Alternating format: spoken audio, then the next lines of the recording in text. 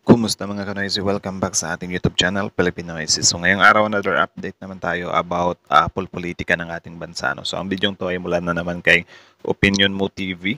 So meron itong pamagat na naku, totoong kulay ni Bato de la Rosa lumabas na susugod ang ICC nito kapag mapanood ito. So tingnan lang natin to men kasi parang medyo na-miss natin si ano, 'di ba, Senator Bato. So bago natin simulan, Opinion Mo TV, suportahan nyo yan. Tapos syempre kung trip nyo ng mga ganitong reaction video may kasama kayo manood, huwag nyo na rin kalimutang suportahan yung YouTube channel natin, Filipino IC. So mga kanoisy, hindi na natin to patatagalin pa. Simulan na natin, baka agawin pa ng China. Again, pabagat ng video ito. Nako, totoong kulay ni Bato de la Rosa lumabas na. Susugod ang ICC nito kapag mapanood ito. So, Opinion Mo TV, Filipino IC. Like, comment, share, subscribe, start. Papatayin ko kayo, ha? Papatayin ko kayo. Hindi ako mag-iimig-sabihin yan. Pag maimbog yung pangalan nyo after this, nag-usap tayo, papatayin ko kayo. Ha? Sobra yung ginagawa. Ayaw na ayaw ko yung pulis. Kasama sa hindi para mangulikta ng pera sa suka. Well, may katwiran naman din talaga si Senator Bato dati na pagalitan niya yung mga tiwaling pulis. Kasi kahit tayo naman galit na galit tayo sa mga tiwaling pulis talaga. Especially sa mga pulis na, pinoprotektahan nila yung mga nag-aano ng drugs, di ba? Or sila yung protector ng illegal drugs. Ganito katapang mga idol ang ating nakilala noon na PNP Chief Bato de la Rosa. Handang makipagpatayan mga idol para lamang sundin ang mga utos sa kanya ng dating noong presidente na si Duterte. Subalit kung noon nga mga idol ay... Kasi yun nga, parang i-idolize naman din talaga natin kapag yung alagad ng batas is, meron din siyang pangil. Diba? Kasi para din sundin siya. So, for example, yung ginagawa ni Tory, parang medyo nabibilib tayo kay Tory, di ba? So, same as kay Bato lang din. Kaso nga lang, yung kay Bato kasi, after nung time nila, marami kasing, mga nagsilabasa na dati daw hindi natin alam. Di ba? Tapos ngayon, syempre, parang kinukumpara or ngayon masusubok yung talagang tapang niya sa usaping ICC. Kasi syempre sobrang tapang nga nila na in-enforce yung nila, 'di ba? War on D nila. So parang medyo mag-aano tayo na, uy, bakit ngayon hindi na kayang harapin yung yung pananagutan. So, sobrang tapang niya mga idol na ating nakilala. Subalit bakit ngayon nga mga idol ay tila nabahag ang kanyang buntot at tila ang kanyang mga sinabi noon nga mga idol ay hindi niya na inaamin ngayon. Lalo na nga mga idol noong hinuli ang dating Pangulo at ang kanyang amo na si Duterte. At kung dati nga mga idol ay ganito siya katapang. Sino gusto makipagsuntukan sa akin ngayon? Ha? Si Trillanes or ICC. 'Di ba? Much better ICC. So, I think yung makakaharap talaga ni Bato is, si Trillanes at saka yung ICC. Gusto niyo makipagsuntukan sa akin? Lalabanan ko kayo. Kahit ilan kayo, suntukan tayo kung galing kayo sa akin. Noong dati nga mga idol ay isa ako sa mga humahanga sa mga ginagawa noon ni Bato de la Rosa at ni Duterte. Halos makipag-away din ako para Same here. sila dahil alam ko nga mga idol na ang kanilang war on drugs para sa akin noon ay maganda. Subalit noong natapos ang termino ni dating Pangulong Duterte ay dito na nga mga idol hindi naging maganda ang tingin ko sa kanila dahil imbes na nga mga idol na tumahimik na lamang sila ay tila sinisiraan nila si BBM. Mayroon nga mga idol na nagsasabi yan din talaga yung pinaka problema nila. Siguro nung natapos yung termino nila, tumahimik na lang sila. Baka hindi ganun kalaki yung damage na matatamo nila. 'Di ba? Siguro di nila maiiwasan yung yung sa ICC, I think, or yung sa mga family victim ng EJK. Pero yun nga, 'di ba? Sabi naman nila, 'di ba, na parang last ng presidente yun. Kung tawag diyan, kung ipapahuli ba si FPRRD. Kaso inatake nila yung tao 'di ba? Tapos binabalahura pa nila yung way of pagiging president ni PBBM. 'Di ba?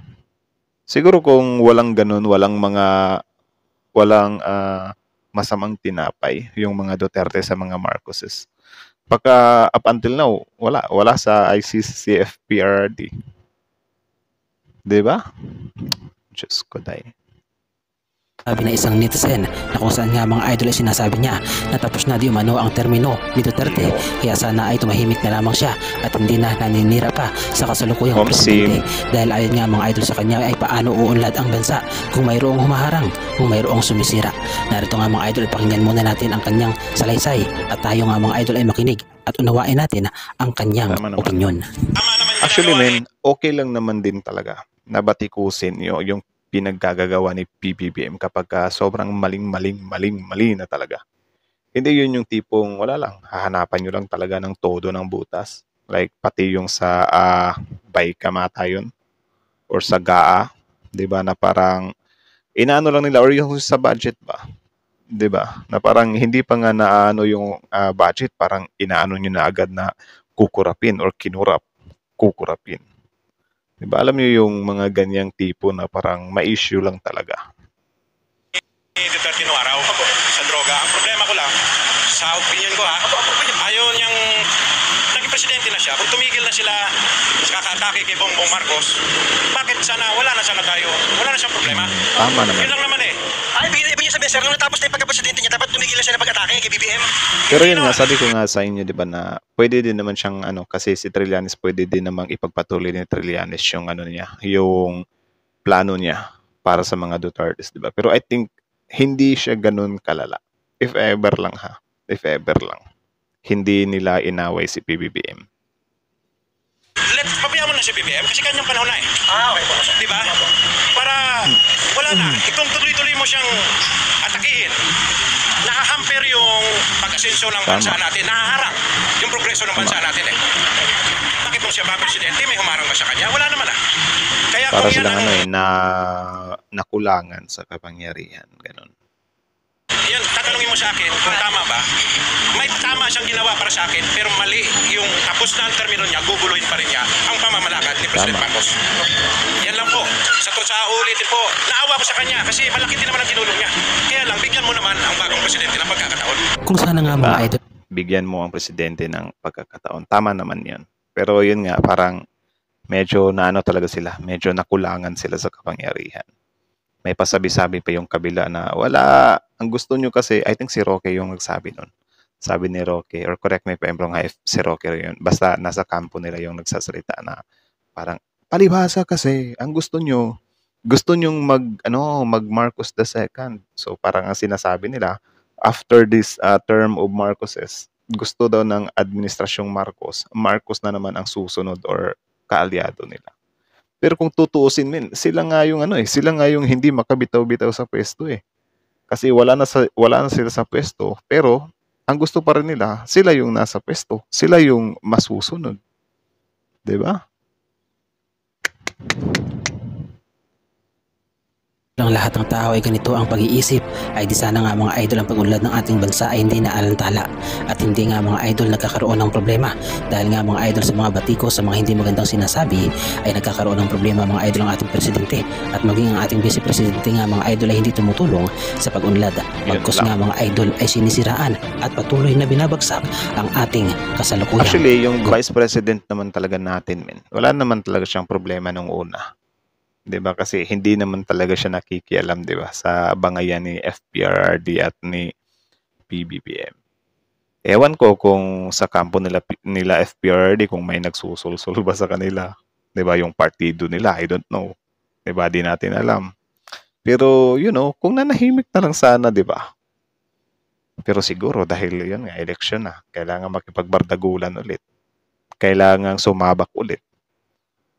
Pero wala, very wrong talaga par. Gobyerno. Subalit balik naman tayo mga idol kay Bato de la Rosa, na kung saan nga mga idol ay siya nga mga idol ang pinakamataas sa mga pulisya, na kung saan ay siya ang nasusunod at siya ang sinusunod. Subalit ang lahat ng tapang nito mga idol ni Bato de la Rosa noon ay tila inaayawan niya na ngayon. At tila ba nga mga idol pilit na nililinis niya ang kanyang sarili upang hindi siya masangkot sa mga nakaraang pangyayari noon ng mga AJK sa war on drugs ng dating gobyerno, at upang maiwasan niya nga mga idol ang galit ng ICC, na kung saan nga mga idol ay nanganganib na baka siya na ang masunod na arestuhin. Subalit ano ba mga idol ang ating mga ebidensya, na kung saan nga mga idol ay noon ay sinasabi niya at siya mismo ang nag-uutos sa mga pulisya na gawin ang hindi Yun dapat lang. gawin. Narito nga mga idol ang ilan sa mga utos noon ng dating Chief Bato de la Yan yung Rosa. yan yung parang singil na sa kanila, 'di ba? Kasi kung dati sobrang tapang nila, nasabitin yung mga words na yan na parang kapag ikaw ay dikas ka, kapag gumaganon ka, tiklo ka, 'di ba? So lantaran yung mga statement nila about yan. Pero ngayon na gagamitin na para sa mga ebidensya, biglang itatanggi nila. So parang medyo nakakainis nga naman. 'Di ba? Na parang, tapang-tapang mong nabilib ba naman kami na sinabi mo to, 'di ba? Dati tapos ngayon i-deny mo. Kaso lang di mo siya pwedeng i-deny kasi yung mga video nagkalat 'di ba? Nasa mga news outlet, nasa media. 'Di ba? Sa mga kapulisan na ngayon nga mga idol ay tila pinipilit niyang itinatanggi. Fix man pamatay man ako. Hindi ako membro ng Double Death Squad. Ito ang sinabi noon mga idol ni Bato de la Rosa noon. Hindi siya miyembro ng Davao Death Squad o DDS. Subalit ayon nga mga idol Bakit ganun? Ganun ba yun? Di ba ganun? Bakit ganun? Ganun ba yun? Ganyan ba? Akala ko ganun Ganun. Gumagana. Tingnan natin ulit. Cute kasi ni Bato Patay man ako. Hindi ako membro ng Double Death Squad. Ito ang sinabi noon mga idol ni Bato de la Rosa noon. Hindi siya miyembro ng Davao Death Squad o DDS. Subalit ayon nga mga idol kay dating Pangulong Duterte ay isa si Bato de la Rosa sa kanyang squad. Well, yung word naman na hindi siya membro talaga sa DDS, siguro mailulusot nila yon. Pero yung parang siya yung head, 'di ba? Siya yung some kind utos or nag-uutos. Doon siya madadali if ever totoo yun. Tapos ito. Pakinggan nyo tong sinabi ni FPRRD dito. Senador. Yan ang nakaupo niyan, si Senador de la Rosa. It's squad. Nagulat si Bato dun Never ako nagbigay ng instruction sa kanya na patayin sinong dapat patayin, gano'n. Never ako nagbigay ng instruction. At isa nga ito mga idol sa mga itinatanggi niya ngayon na kung saan nga mga idol ay itinatanggi niya na di umano nga ay never siya na nagbigay ng instruction na pumatay o patayin ang sinuman. Subalit kabalatiran ito mga idol sa salaysay niya noon at tayo na nga mga idol ang humusga at panoorin natin ang video clip na ito. Ano, gusto niyo patayin? Gusto niyo patayin niyo? Yun lang. May video, may ebidensya. Dapat ito yung sinusunod ng mga DDS. Diba? Yung mga DDS kasi, yung mga ibinabato nila sa admin, walang mga ebidensya May mga ebidensya man, mga peke naman. Like, for example, yung pulburon video daw ni PBBM. Sobrang edited, sobrang AI. Diba? Tapos kapag hindi mo papaniwalaan, sasabihan ka na close-minded ka daw. Pero ito, tingnan nyo. Sinabi din ba to, wala daw siyang utos or hindi daw siya nag-utos. Pero ano to? Ano tong videong to? Pakinggan nyo. Puntahan niyo. Buhusan niyo ng gasolina. Yung bahay, silihan niyo. Pakita ninyo na galit kayo sa kanila. At ito Diba? pa nga mga Puntahan niyo. Buhusan niyo ng gasolina. Yung bahay, silihan niyo. Pakita ninyo na galit kayo sa kanila. at ito pa nga Puntahan nyo yung bahay, sindihan nyo. Ipakita nyo na galit kayo sa kanila. So dito papasok yung EJK. Diba? Sasabihin nila, yung EJK na yan, hindi naman gawain yan ng pulis. Of course, alangan namang ipakita yun alangan namang aminin ng pulis yun. Diba? Alangan namang sabihin ng pulis sa report na ito, sinunog namin kasi naiinis na kami. Tsaka, addict naman yan. Hindi naman pwede yun. Diba? Kasi pananagutan naman nila yun when time will come. At ito na nga, dumating na nga yung araw na yun. Nabayaran na. Diba? Bayaran time. So, ang ginagawa na lang nila ngayon, tinatanggi nila. Ang malas na lang, yung mga video, nagsikpagkalat online. Yun lang. Mga idol ang isa sa pilit niyang itinatanggi ngayon na kung saan nga mga idol ay hindi dumano sila nagbibigay ng reward noon. Sa balit ngayon nga mga idol ay tila na baliktad ang kanyang mga sinasabi. Never ako nagbigay ng instruction. Patayin ko ito. Kung sino nasa lista, patayin ko ito. Meron kang reward. Cross my heart. Never ako nakapagbigay ng reward. Kung sino man yung reward na siya, ano yung reward na sinasabi niya. Wala akong reward na binibigay. Alam ng mga polis lahat yun, Your Honor, Mr. Chair, na patayin, may reward. Kung mamatay yung nasa watch list, may reward system yun ang ibigay.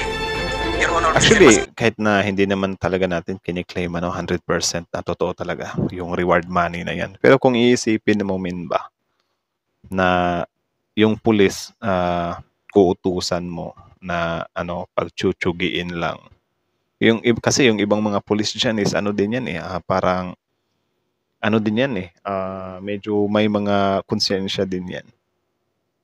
'Di ba? Like kung siguro uutusan sila na tuluyan niyo ha. Kasi need nating magpakita ng example or halimbawa sa buong Pilipinas. Siyempre, parang medyo hesitant yung iba dyan. Tapos siyempre, yung iba is parang yun nga, takot nga sila kasi baka mag-backfire sa kanila yun. Pero kung lalagyan mo ng ng reward money, tapos yung iba ipopromote pa, siyempre, susugal yung ibang pulis doon. 'Di ba? Kumbaga, magkakaroon sila ng lakas ng loob. 'Di ba? So, may possibility or may impact talaga if ever, totoo yung mga reward money na yan. But, pa naman siya, under investigation pa rin naman siya. Pero kung if ever totoo yun, yung reward money na yun, man, that's gross, man. may kasalanan yan o wala. May ginawa na totoong nabaybas o wala. Yung informant ko makakatanggap ng corresponding reward na in-offer. Magkano po daw ang ibibigay? 5 million. Yung drug lord talaga. Yung malalaking drug lord, 5 million ibibigay niya. Kahit na polis, kasama doon na makakatanggap sa pera na i-offer niya. Pero sa amin naman, internal, meron kaming ibang reward system. Ang mundo mga idol para sa mga Ano ba? Ano yun? Another confession na naman yun? Anak ng teting ulit nga. Di ko na kaya to par. Sobrang ulit. May kasalanan yan o wala. May ginawa na totoong nabaybas o wala. Yung informant ko makakatanggap ng corresponding reward na in-offer. Magkano po daw ang ibibigay? 5 million. Yung drug lord talaga. Yung malalaking drug lord, 5 million ibibigay niya. Kahit na Ako, polis, kasama. siguro yung pinaka-lord talaga, medyo mag-a-agree ako doon. Sige, kumbahin mo yung lord na yan, kahit na 5 million pa, importante maubos lang yung mga lord na yan. 'Di ba? Pero kung yung mga nasa baba lang na parang parang pampatrophy lang, men, grabe na yun. Sobra-sobra na yun. 'Di ba? Tapos yung iba na set up pa.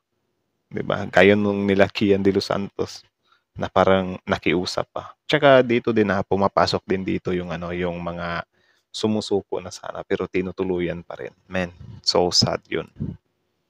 Doon na makakatanggap sa pera na i-offer niya. Pero sa amin naman, internal, meron kaming ibang reward system. Sa amin naman internal, meron kaming ibang reward system. Patay. mga idol para sa mga politiko ay parang bilog na bola. Ikaw ay nasa tuktok ngayon at makapangyarihan. Subalit ang lahat mga idol ay lilipas. Minsan pa nga mga idol kung sino pa ang pinakamataas na posisyon noon ay ganoon na lamang ang pagbagsak kapag katapos ng kanyang termino. Tama naman, hindi na bago sa atin talaga yan na every after term talaga, yung mga presidentes talaga natin is, nakakasuhan or yung mga sobrang daming ibinabato sa kanila. Kasi yun nga, dahil wala na rin silang immunity, hindi na sila yung nasa kapangyarihan. Kaya parang na sila, sobrang touchable na sila. 'Di ba? Hindi na sila untouchable. Ganon. Touchable, tama ba yun? Opposite ng untouchable. Touchable. Correct me if I'm wrong. Sa lahat ng mga politiko, gawin ninyong tama ang inyong mga trabaho. Huwag abusuhin ang inyong kapangyarihan para lamang apakan ang mamamayang Pilipino. Imbis na ang pagsilbihan ninyo ay ang pasambayan ng Pilipino at ang bansang Pilipinas, bakit parang kayo lamang ang nagmamahalan at nagpuprotektahan sa isa't isa? Kayo mga idol, ano ang masasabi ninyo sa reaction video na ito? Ano ang masasabi ninyo mga idol sa mga salaysay noon ni dating Chief Bato de la Rosa? At ano ang masasabi ninyo sa mga kabaliktarang bahayag niya ngayon? ikaw ay malaya mga idol. Diba? Sobrang dami nilang binaliktad na mga pangako nila dati. Tapos ngayon grabe sila kung singilin si PBBM sa mga binitawan ni PBBM na salita dati. Ibahagi ang iyong reaksyon at opinion sa ating comment section. So, yun lang naman mga kanoisy. So, again, ang video to is mula kay Opinion Mo TV. So, supportahan nyo yan. Original video link in the description box below. Tapos, syempre, bago nyo iwan yung YouTube channel natin, Pilipinoisy. Don't forget to like, comment, share, subscribe. So, again, ang video to ay mula kay Opinion Mo TV. Original video link in the description box below. Panoorin nyo rin, subscribe nyo rin. Tapos, syempre, bago nyo iwan yung YouTube channel natin, Pilipinoisy. Don't forget to like, comment, share, subscribe. So, kita nyo naman yun mga kanoisy, di ba? Si Bato, si Tobots. Ano pala, siya lang din yung nagdidiin sa sarili niya. Dito papasok yung yung, mahirap yung sobrang confident ka. Di ba? Kasi kung sobrang confident ka kasi, pwedeng gamitin yung laban sa'yo. Especially ngayon, sobrang high-tech na natin. Meron tayong mga camera, di ba? Pwede ka nang kunan ng video or recorded na lahat ng sasabihin mo. Sa Pilipinas, sa madla, sa buong bansa. 'Di ba? Recorded lahat 'yan. Kaya hindi mo pwedeng itanggi yan. So, about naman doon sa since alam naman natin na sila Bato nga sa kampo nila Duterte, sobrang grabe sila kung maningil ng pangako. So for example, si PBBM, nung sinabi ni PBBM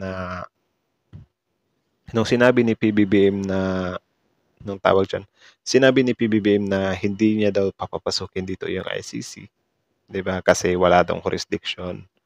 Kasi yun nga, hindi na tayo member, is pinanghahawakan nila yon, 'di ba? So ngayon, since pinanghahawakan nila yon, sobrang daming nangyari. Inatak-atake nila yung tao, tinapak-tapakan nila yung tao, 'di ba? Binabalahura nila, sinisiraan nila ng todo yung tao. Tapos ngayon, ang gusto nila, mag-i-stick pa rin si PBBM sa pangakong yun. Pero actually, hindi naman talaga binali ni PBBM yung sa ICC word. It's just, gumamit lang siya ng ibang segue. At yung segue niya is yung Interpol. Which is yun yung ikinakasakit sa, sa kaloob-looban ng mga DDS or ng mga Dutertes. Kasi parang hindi nila inaasahan yun eh. Kasi yun nga, according to them, PBBM is just a weak leader. Ayun. Kalimutan nila na wala. Dahil sa pinagagawa nila, nagkaroon ng bright idea si PBBM na okay, since hindi nga natin pwedeng papasukin yung ICC dito kasi hindi na nga tayo member, why not tanggapin natin yung sa Interpol. Ayun.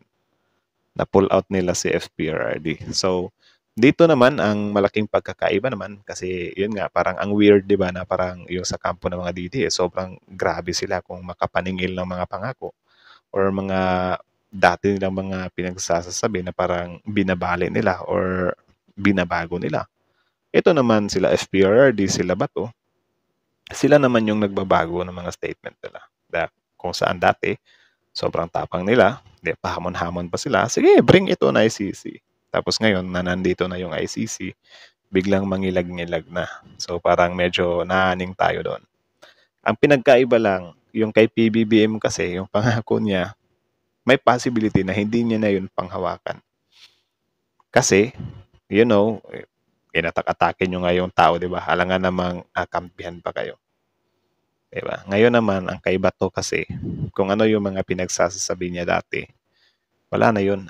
Kailangan niya pa rin pagbayaran yun kasi, mabibigat yung mga binitawan niyang salita eh. Kaya need niyang pagbayaran yun. Diba? So, sad lang kasi ang nakilala natin na sobrang tapang dati is parang iba yung pinapakita ngayon. Diba? Kung dati, tinutukso-tukso nila si Tory na Diwata, parang sila yung nadidiwata ngayon. Diba? Parang astang babae sila na hindi man lang maharap-harap yung mga pinaglalaban nila dati. Diba? So, that's it lang naman mga kanoises. So, kayo na masasabi nyo dito. Comment down below. Tapos yun, pag-usapan natin yan sa comment section. So, again, ang video to ay mula kay Opinion Mo TV. Supportahan nyo yan. Subscribe nyo. Tapos syempre, Pilipinoisy, don't forget to like, comment, share, subscribe. So, Pilipinoisy is out. Like, comment, share, subscribe.